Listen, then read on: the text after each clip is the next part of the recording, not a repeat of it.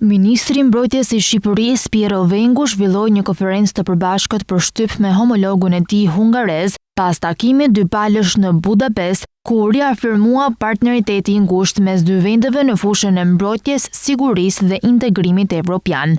Shqipëria është një vend që ka mikpritur investime të rëndësishme dhe kompani të ekselencës hungareze.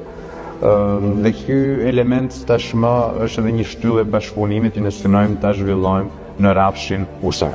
Siç e tha dhe Kristofi, është një mbështetëse shumë e fortë e antarësimit të Shqipërisë në Bashkimin Evropian. Një pjesë e mirë e diskutimeve tona sot kishin të bënin me bashkëpunimin në rrafshin ushtarak.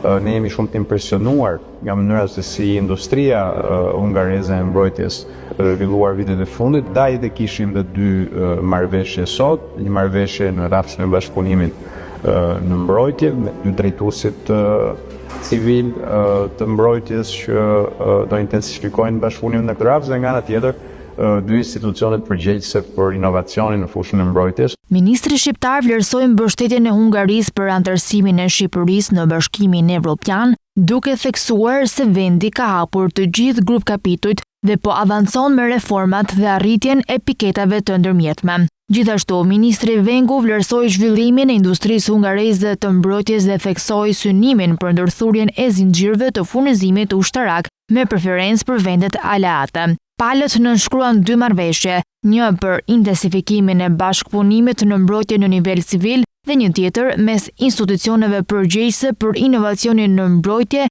me synimin për të përfituar më shumë financime nga programet evropiane. Nga ana e tij, ministri hungarez theksoi se Ballkani Perëndimor ka një rol kyç historik, ekonomik dhe social dhe vlerësoi Shqipërinë për rolin e saj në stabilitetin e rajonit. Përmbushja e objektivave të NATO-s dhe ndarja e përvojave janë thelbësore për të dyja palët dhe u konfirmuan edhe në takimin dypalësh. Gjithashtu, ministri hungarez garantoi se Shqipëria mund të mbështetet gjithmonë te Hungaria dhe ministria e saj e mbrojtjes.